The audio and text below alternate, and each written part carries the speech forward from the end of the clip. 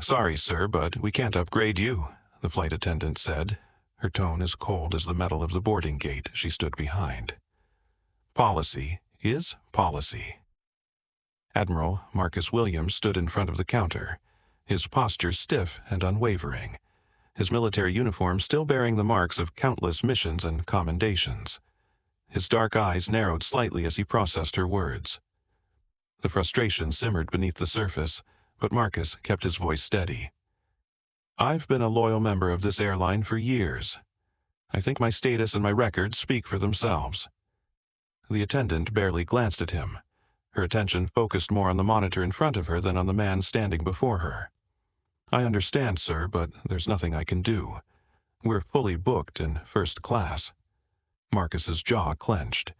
He wasn't just a passenger. He was an admiral, a man who had served his country with distinction. This refusal was more than a mere inconvenience. It felt like an intentional dismissal, a slight he could not ignore. Still, he chose to remain calm. "I'd appreciate it if you could make an exception. I understand policies, but there has to be some room for—" "Sir, I've already explained." The attendant cut him off, her voice growing more dismissive. "You'll have to take your seat in economy." The words stung, sharper than any attack he'd faced in the field. The flight attendant's dismissive attitude was not just unprofessional. It was a microcosm of something deeper, something far uglier. As Marcus stepped back from the counter, the quiet buzz of murmurs from other passengers filled the air, but Marcus ignored them. His thoughts were already drifting toward the larger issue at hand. How often had he faced this before? In places like this? How many times had he been made to feel like less than he was? Marcus took a deep breath, his fingers curling into a fist, but he forced himself to relax. "I'm not asking for special treatment," he said, his voice still steady. "Just a seat in first class, like the one I've earned." The attendant stared at him, her expression unchanged, her eyes flat and unblinking. There was a moment of silence, thick with unspoken tension. Around them, the crowd of passengers was growing. A few glanced over, their eyes flicking toward Marcus, sensing the rising conflict, but no one spoke up. "Is there someone else I can speak to?" "A supervisor, maybe?" Marcus asked, keeping his voice even but firm. Her response was mechanical, barely a whisper. "I'll call one. But like I said, there's nothing that can be done." The tension in the air thickened as the flight attendant fumbled with her phone, her eyes briefly lifting to meet Marcus's, a flash of something unreadable flickering in her gaze. Was it impatience? Disdain? Marcus couldn't be sure. But the feeling that something was off, the feeling of being diminished, gnawed at him, building inside like a storm waiting to break. When the supervisor finally arrived, his demeanor was no different. He was polite, professional even. But Marcus could tell right away, he wasn't there to listen, he was there to placate. "Admiral Williams, I understand your concern," the supervisor began, his voice smooth and rehearsed. "But the airline's policy is clear. First class is unavailable and we can't make exceptions." "Why is it unavailable?" Marcus pressed, his calm starting to crack. "I'm a loyal customer, and I've earned this upgrade. Surely that counts for something." The supervisor hesitated, his eyes flicking to the flight attendant. There was something unspoken in the way they exchanged a look. "The issue, Admiral," he said, "is that policies exist to be followed. Sometimes we simply have to make difficult choices." The air between them thickened as Marcus's blood began to boil. There it was. The implication that his request, based solely on his loyalty and status, was somehow an inconvenience. That his presence, his rank, his service, wasn't enough to deserve respect. The flight attendant chimed in, her voice a little too sweet for Marcus's taste. "It's just that we can't have every passenger expecting special treatment, can we? I mean, not everyone can claim military service as a reason for upgrades." Her words, meant to be polite, were laced with something far more insidious, an edge of condescension that Marcus couldn't ignore. He stood up straighter, his resolve hardening. "I don't need special treatment," he said, his voice low but full of authority. "I just need to be treated like anyone else. No more, no less." A couple of passengers had started to pull out their phones, the faint sound of recording starting to hum in the background. Marcus caught a glimpse of one person's camera focused on him, their eyes flicking nervously between him and the flight staff. Another passenger, a woman standing behind Marcus, leaned in toward her friend and whispered just loud enough for him to hear, "This is ridiculous. Why is he being treated like that?" But that wasn't enough. It wasn't just ridiculous. It was humiliating. The public spectacle of it, the way others were watching and recording, turning his personal grievance into something far larger, intensified the sting. It wasn't just about a first-class seat anymore. It was about being made to feel invisible, unworthy. And now, others were witnessing it. "Please, sir," the supervisor said, his voice rising. "We're trying to resolve this." But Marcus wasn't sure anymore if he was being heard. "It's not just a seat," he said, the frustration clear in his voice. "It's about respect. It's about how I'm treated, like I'm invisible, like my service doesn't matter." A murmur passed through the crowd. The tension was no longer just between him and the airline. It had spilled into the public sphere. It was a racial divide laid bare for all to see. Marcus stood there, his eyes locked onto the supervisor, unblinking, unwavering. His thoughts, sharp and clear, swirled in his mind, each one a reminder of the injustice he'd faced time and time again, not just here, but throughout his life. The flight attendant shuffled nervously, unsure whether to speak or stay silent. Her attempts to stay neutral seemed almost absurd now, as if she couldn't see what was happening, as if this was just a simple misunderstanding between customer and service. But for Marcus, this was never about a misunderstanding. It was about the subtle racism woven into the fabric of society, about the way black people were expected to accept disrespect and walk away without protest. "Tell me," Marcus said quietly, his voice carrying over the hum of the crowd, "what would you do if this was happening to you? If you were being dismissed like this for no reason?" The supervisor flinched at the question, unable to provide an answer. No words could fix this. No excuse could change the truth. Marcus didn't wait for an answer. His gaze didn't waver. The crowd had started to take notice now, their phones still recording, the entire scene unfolding as a testament to something far larger than just a disagreement over a flight seat. Marcus stood tall, not out of arrogance but out of necessity. This was his fight, and he wasn't backing down. Admiral Marcus Williams stood at the gate, his hands resting loosely by his sides, his eyes scanning the terminal around him.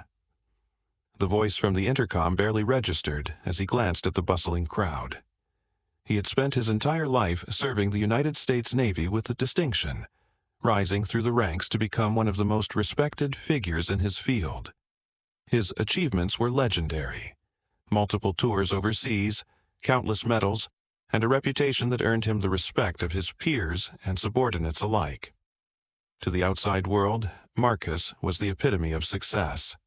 A decorated officer, a proud father, and a devoted husband. But beneath the uniform and the accolades, he was more than just a hero. He was a man with a story of sacrifice, commitment, and overcoming the very obstacles that tried to define him by his race rather than his ability. For Marcus, every triumph came with its own battle. He had faced his share of setbacks and challenges throughout his career, but they were not the kind one would expect from someone of his rank. There were the whispered comments, the subtle glances, and the moments when his leadership was questioned simply because of the color of his skin. He had earned every stripe, every commendation, every moment of respect through sheer grit. Yet, each success was often tainted by the invisible chains of prejudice. When he rose through the ranks, his accomplishments were always followed by the murmurs of doubt. Did he really deserve that promotion? Did someone else get passed over for him? Despite it all, Marcus stood tall, refusing to let these whispers dictate his worth. Each instance of racial discrimination only fueled his determination to succeed. It became his silent driving force, to prove, not just to others but to himself, that he was capable of overcoming any obstacle. As Marcus made his way through the high-end terminal, the contrast between him and the surroundings couldn't have been more striking.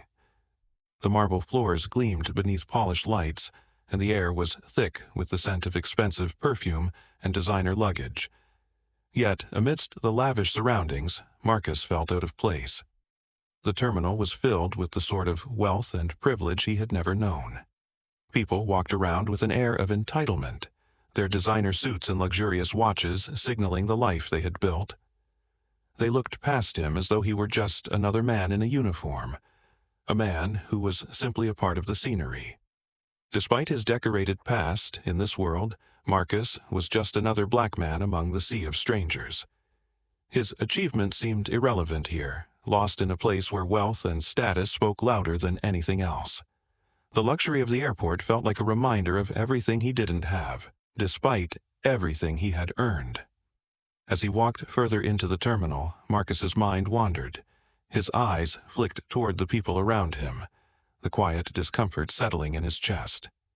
He had learned over the years to walk through spaces like this with his head held high, to ignore the stares and the subtle glances that followed him. But today was different. The whispers were there again, just below the surface of every interaction.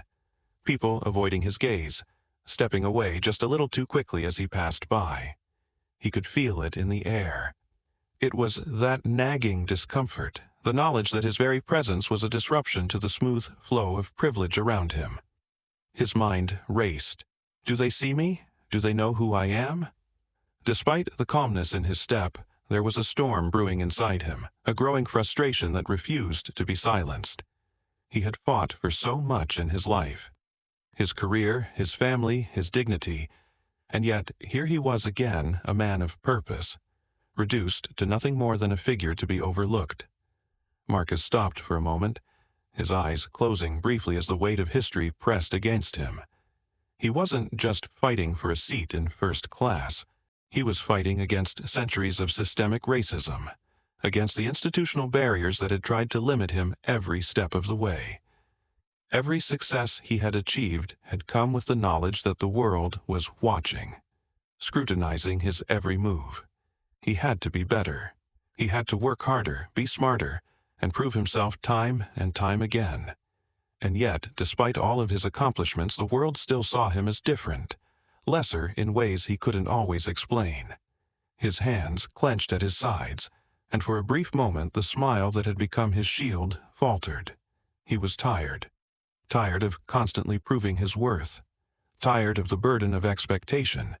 Tired of knowing that even here, in this sterile, beautiful terminal, there were those who would always judge him for the color of his skin before acknowledging the man he had become. And still, despite it all, Marcus pressed forward, one step after another. His journey was far from over, and the battle was far from won. The sound of polished shoes echoed on the terminal floor, and Marcus looked up as the supervisor approached. The man was tall, dressed in a crisp, dark uniform that matched the polished professionalism of the airport's elite staff. He offered a smile, his voice smooth, almost rehearsed. "Good afternoon, sir," the supervisor began, his tone laced with forced warmth. "I understand there's an issue with your seating arrangement." Marcus nodded, trying to remain composed. "Yes, I was promised an upgrade. I've been waiting for over an hour and was told it would be processed immediately."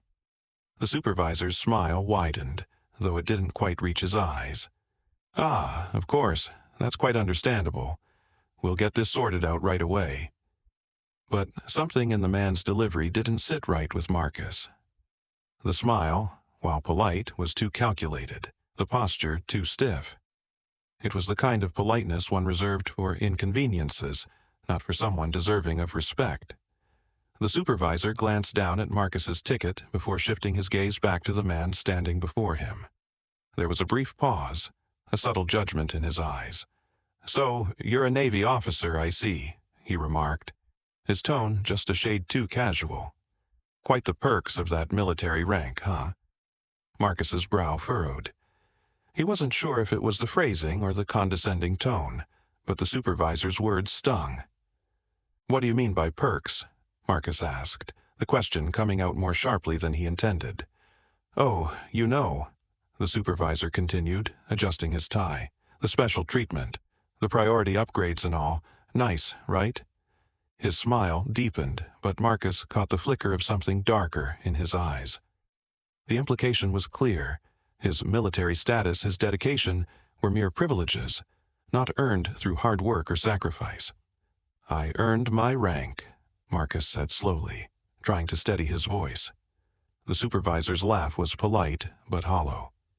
Of course," he said, his voice losing its warmth as he flipped through the papers. "Just making sure everything's in order." As the supervisor continued to shuffle through papers, Marcus's patience thinned. It wasn't just the words anymore. It was the dismissive way the man spoke, like Marcus's years of service had no weight at all. "So, it's just a military job, then?" Marcus asked, leaning in slightly, testing the supervisor's true attitude. The supervisor, still not meeting Marcus's eyes, responded dismissively. "I mean, you're just in the military, right? Not quite the same as, say, a corporate job, but it's good to know you've got a solid career." Marcus's jaw tightened. Every word out of the supervisor's mouth felt like a calculated insult, eroding the respect he had earned over decades of service. This man had no idea who he was speaking to. "I'm more than just a solid career," Marcus muttered under his breath. The supervisor didn't hear him. "Well, in any case, let me just make sure everything checks out," he said, still unbothered, as if dismissing Marcus entirely from the conversation. Marcus had spent years fighting against the barriers placed in front of him, fighting for the respect he had earned.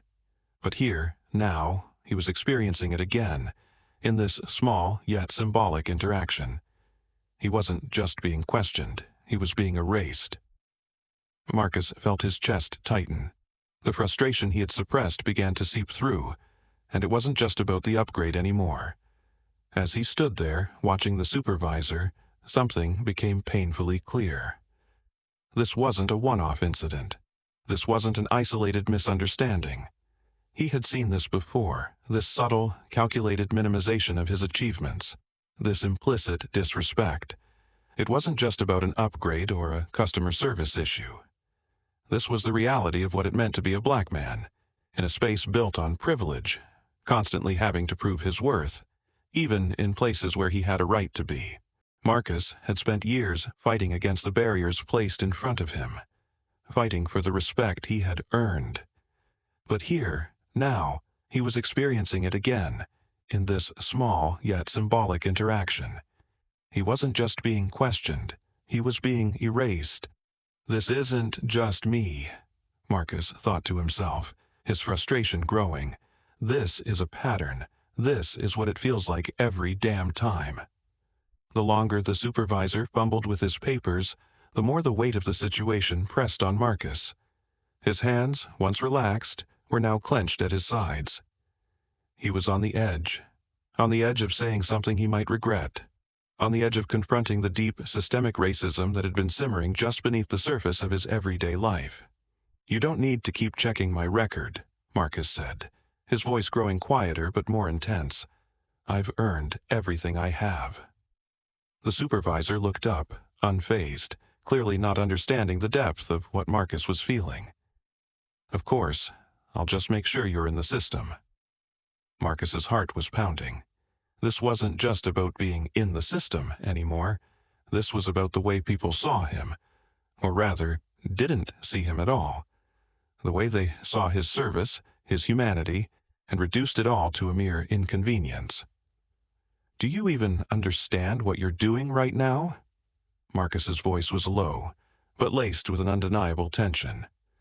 The supervisor didn't respond. He simply nodded, as if agreeing to finish the process and move on. But Marcus knew this wasn't going away. This wasn't just another bump in the road. This was part of the deeper, insidious problem that Marcus had faced his entire life. The fight was far from over, and the emotional weight was becoming too much to ignore.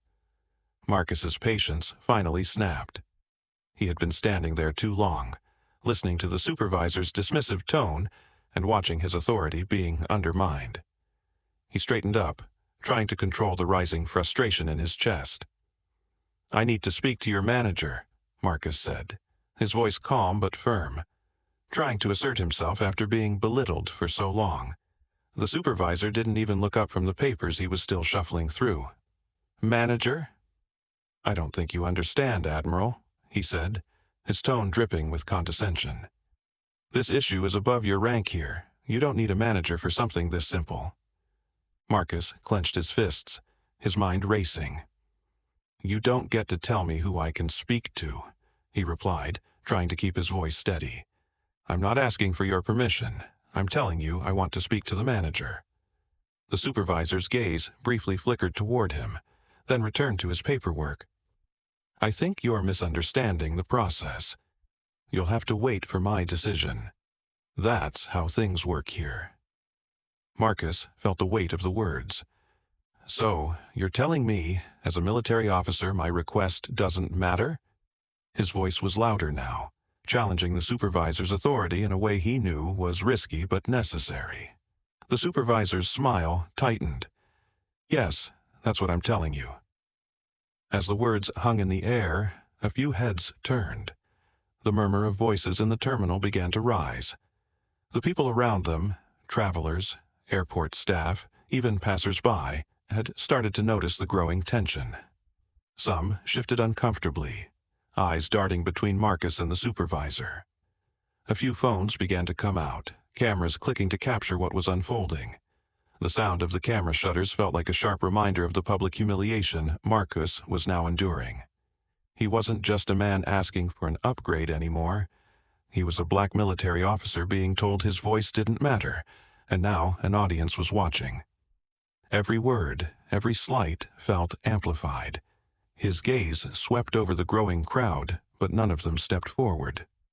He didn't need their sympathy, but he couldn't ignore the silence hanging in the air, an unsettling reminder of how people often remained passive when confronted with injustice. The supervisor's tone shifted again, his words now dripping with obvious disdain. "Look, Admiral," he said, raising an eyebrow as if mocking Marcus's military rank. "I'm not going to waste any more time here.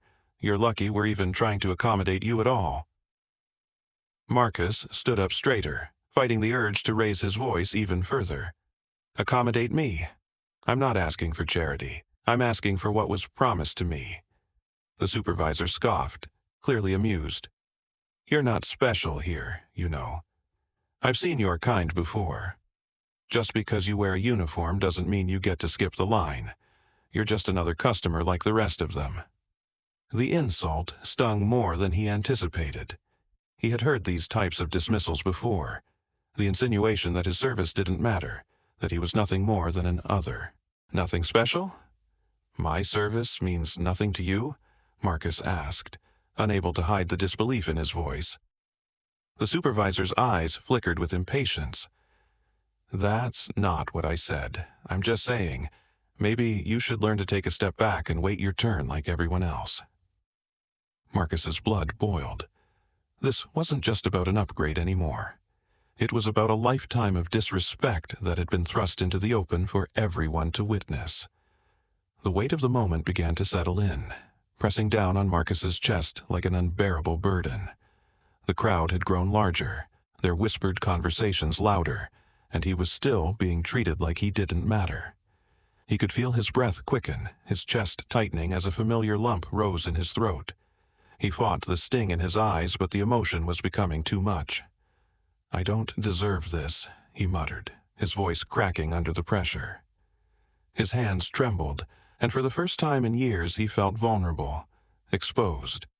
All the pride, all the stoic resolve he had built over his years of service felt like it was slipping through his fingers. The supervisor glanced up, clearly irritated by Marcus's moment of weakness.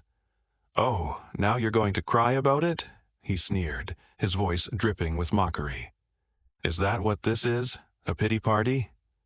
Marcus fought to regain his composure, but the raw hurt behind the supervisor's words made it harder than he thought possible. "I'm not crying. I'm angry. I'm angry that after all I've done, after everything I've sacrificed, this is what I get. This is what we get." The supervisor didn't care. He simply shrugged, dismissing Marcus's feelings like they were nothing more than an inconvenience. The crowd was still watching, some with sympathetic eyes, others with judgmental glares. Some of the bystanders had moved closer, clearly intrigued by the conflict, while others looked away, pretending not to notice the growing tension. A woman near the front of the crowd looked at Marcus with a sympathetic glance. "You're right," she said quietly, her voice barely audible. "They shouldn't treat you like that." But that was the only voice of support Marcus heard. Most of the others stayed silent, either indifferent or too afraid to speak up. One person, a man in a suit, glanced briefly at Marcus, then shook his head, muttering something under his breath that sounded like entitlement. His words made Marcus's stomach turn. Another reminder that the battle against racism wasn't just fought by those directly affected. It was a fight against the apathy that allowed it to continue. And in that moment, as the crowd remained mostly silent, Marcus realized how deeply ingrained this system was. It wasn't just about a single encounter. It was about a society that allowed such behavior to flourish unchecked. The final blow came when the supervisor turned away, dismissing him with a wave of his hand, as if Marcus were no more than an annoyance. "We'll process this in time. Just stop wasting my attention." Marcus stood there, frozen, as the crowd's murmurs swirled around him. He had given his life to a country that promised freedom and respect for all. Yet here he was, humiliated in front of strangers, dismissed by the very system he had fought to protect. The anger was still there, burning beneath the surface, but it was overshadowed by a deeper, more painful realization.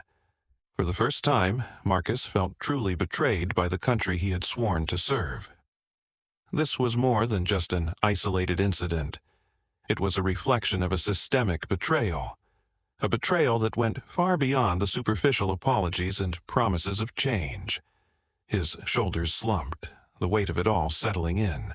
The frustration, the helplessness, the realization that the fight was never truly over. It all hit him at once. And he knew, deep down, that this was just the beginning of something far bigger than one man's struggle. "Excuse me, Admiral," a voice called from the side. Marcus didn't want to look, not yet.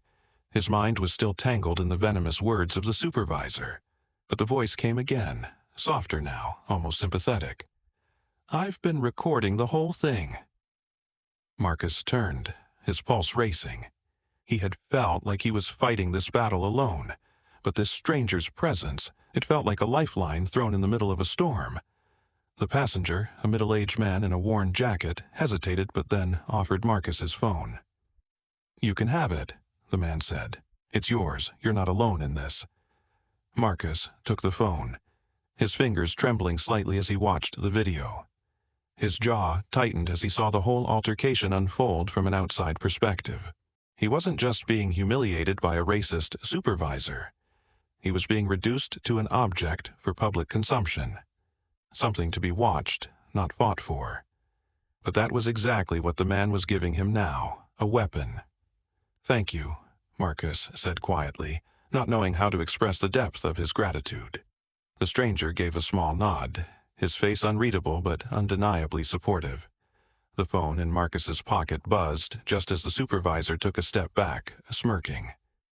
His satisfaction was visible. Marcus had been put in his place. But Marcus's attention was pulled away by the sharp buzz in his pocket. He answered without thinking, his voice still tight from the tension. "Admiral Marcus," a voice said, firm but familiar. "This is the President. I've just been briefed about the incident. We're fully aware of what's going on." Marcus froze. His heartbeat slammed in his ears, and for a moment he couldn't breathe. The President of the United States was calling him personally?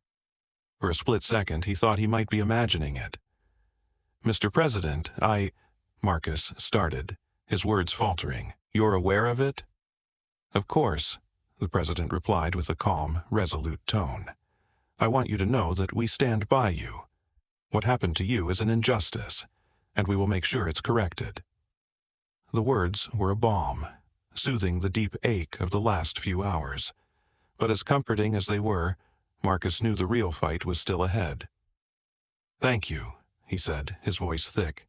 "I didn't think anyone would hear me." "We're hearing you loud and clear," the president answered. "The whole country is about to hear your story." The president's statement didn't take long to hit the airwaves.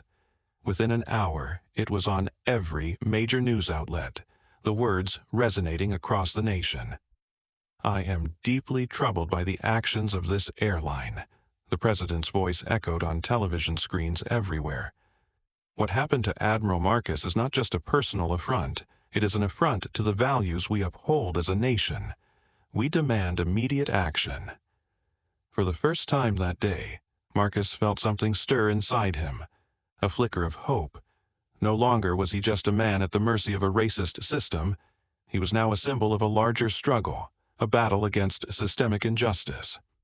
The words of the president didn't just hold weight. They were a declaration that the system could be challenged, and it would not go unchallenged. Marcus stood a little taller, though the weight of the moment was still there. The spotlight was now on the airline. They had no choice but to act. But how would they respond? Hours later, Marcus's story exploded across social media. The video recorded by the passenger had gone viral, spreading like wildfire from platform to platform. The hashtag #Justice for Marcus trended worldwide, with thousands of people voicing their anger and calling for action. Comments flooded in, most of them condemning the airline, the supervisor, and the systemic racism that had fueled the altercation. What had started as a moment of humiliation for Marcus was now a catalyst for change. People everywhere were talking about it, sharing their own experiences of racism, their own moments of being marginalized and dismissed. The public outcry was deafening. News channels ran stories on the incident, each report adding another layer of pressure on the airline. It was clear. The public was no longer going to turn a blind eye. Marcus wasn't just fighting for himself anymore. He was fighting for everyone who had been pushed to the margins, whose voices had been silenced. The constant barrage of support was overwhelming. People from all walks of life reached out to Marcus. Celebrities tweeted their support, civil rights activists shared his story, and everyday people wrote him letters of solidarity. It was as though a weight was slowly lifting off his shoulders, the burden of isolation fading with each message. Then, late one evening, Marcus sat alone in his small apartment, his phone buzzing with notifications. He had just received an encouraging message from a young woman who had been inspired by his strength. "You're not alone, Marcus," she had written. "You've given me courage to keep fighting. We're all in this together." As he read the message, something inside him cracked, and for the first time in hours he let out a breath he didn't realize he'd been holding. A smile tugged at the corner of his lips, small but real. A glimmer of hope had found its way into his heart, and for the first time in days, Marcus felt like he might just have the strength to continue this fight. But he knew this was only the beginning. The battle had shifted, but it wasn't over. Not yet. "Effective immediately, the employee in question has been terminated," the voice echoed through the press conference. Marcus sat in silence, phone in hand, watching the live stream of the airline CEO addressing the media. "We failed," the CEO admitted. "We failed Mr. Marcus Carter. We failed our passengers. And for that, we are deeply sorry." A murmur of reporters followed, but Marcus barely heard them. His mind raced. Not even 48 hours ago he was being humiliated in front of dozens. Now, the very people who turned their backs were scrambling to save face. His phone vibrated. A message from Captain Ruiz read, "About time. Proud of you, brother." Marcus smiled faintly. Not because it fixed anything, but because it was a start. The airline didn't stop at just the apology. They announced mandatory anti-bias training, a full investigation into their security protocols, and a personal outreach to Marcus offering compensation. He declined the money. "I don't want a check," he told them over the phone. What I want is change." Their silence said enough. But as the apology trended online with keywords like racial justice, airport discrimination, and equal treatment, the world had already begun paying attention. And Marcus knew this wasn't the end. It was the spark. Chants filled the streets, loud, unrelenting. No justice, no peace. Stand with Marcus. Cities from coast to coast lit up with signs, bullhorns, and raw energy.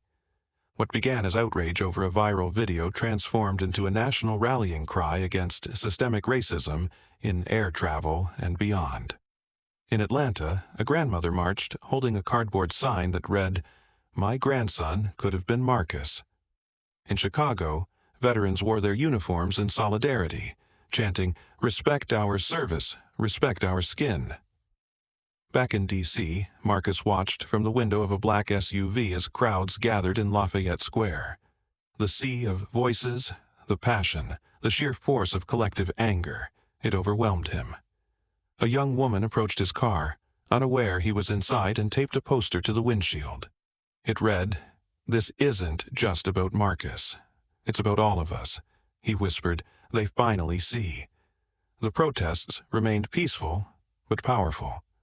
News outlets couldn't ignore it. Social media hashtags like #Justice for Marcus and #Travel. While Black exploded, driving international conversations. Marcus hadn't asked to be a symbol, but the people had chosen him anyway. The country wasn't just watching now, it was demanding something better. And as the noise outside swelled louder, so did the pressure on those in power. Today, we are turning pain into policy. The president stood before the nation, flanked by lawmakers and civil rights leaders. Her tone was unwavering. Mr. Marcus Carter's experience exposed a deeper rot in how we treat Black Americans, not just in airports but in every corner of this country. Marcus watched the live broadcast, this time with his mother beside him. She squeezed his hand. "You made them listen, baby," the president continued. "I'm signing an executive order launching the Equal Access Initiative, which will enforce stricter anti-discrimination measures across transportation, hospitality, and all public-facing sectors." A standing ovation erupted in the briefing room. But that wasn't all. "Additionally," she said, "we're allocating funds to support victims of racial profiling and creating an independent watchdog body to hold private entities accountable." Marcus's name was mentioned multiple times, not as a victim, but as the catalyst. Oh, his image flashed on every major news network, not with headlines of humiliation, but with words like resilience, honor, and change of leadership. Senators who had once stayed silent now applauded. Corporations scrambled to revise internal policies. The tide had shifted, not just for Marcus, but for millions who had felt invisible in plain sight. And while there was still work to be done, the government's public commitment was more than symbolic. It was a signal. Real change was no longer optional. Weeks later, at a formal White House event, Marcus stood beneath the national flag. A Navy admiral introduced him. He served his country without hesitation. And when faced with injustice, he stood his ground not with anger, but with integrity. Thunderous applause followed. Marcus took the podium slowly. "I didn't ask for this attention," he began, "but I realized silence wasn't an option. If we want a world where dignity isn't dependent on skin tone, we have to speak, even when our voices shake." Reporters leaned in, cameras flashed, but Marcus wasn't thinking about the media. He was thinking about the young boy who might one day walk through an airport, proudly wearing his military uniform, without fear. He didn't cry, but his voice cracked when he said, "This moment isn't about me. It's about every person who's ever been overlooked, profiled, or dismissed because of the color of their skin." And in that moment, he wasn't just a man in a uniform. He was a symbol of strength born from injustice. The automatic doors opened, and Marcus stepped through the terminal once again. Only this time, no one questioned him. No sideways glances, no suspicion. Just a quiet respect that followed his every step. A child nearby tugged at his mother's sleeve and whispered, "Mom, that's the guy from the news. He's the hero." Marcus turned and smiled. Nah, kid, I'm just a man who has had enough. As he reached the curb, a woman in business attire nodded. Thank you, for speaking up when it mattered. He gave a small nod. The wind hit his face, the same wind he felt that day, but this time it didn't sting. It carried something different. Resolution. He walked forward, not away from the incident but into a future he had helped shape. Marcus Carter wasn't just leaving an airport. He was walking out with his dignity restored, his story now a symbol etched into history. But deep down, he knew. This wasn't the end. This was the beginning of something far greater. And the world was still watching. And if it could happen to Marcus, the radio host's voice crackled through speakers nationwide, what does that say about the system we live in? Marcus's story had already become more than a headline. It was a mirror, forcing people to confront uncomfortable truths about how deep-rooted racism still poisons everyday institutions. People weren't just watching anymore, they were questioning. What would I have done in his place? Why do these stories keep repeating? This isn't just Marcus's fight, it's all of ours. So ask yourself, when injustice happens in front of you, will you speak up? Will you act? The time for silence has passed. Every share, every comment, every story added to the fire that wouldn't burn out. Your voice matters, Marcus had said in a live interview. Don't think you're too small to make a change. So now, we ask you, yes, you watching this, have you faced something similar? Have you seen someone be mistreated just because of the color of their skin? Drop your story below. Share this video, tag someone who needs to hear it. Because when voices unite, they echo. And echoing voices, they shake the walls of systems built to silence them. This story doesn't end here. You're part of what comes next.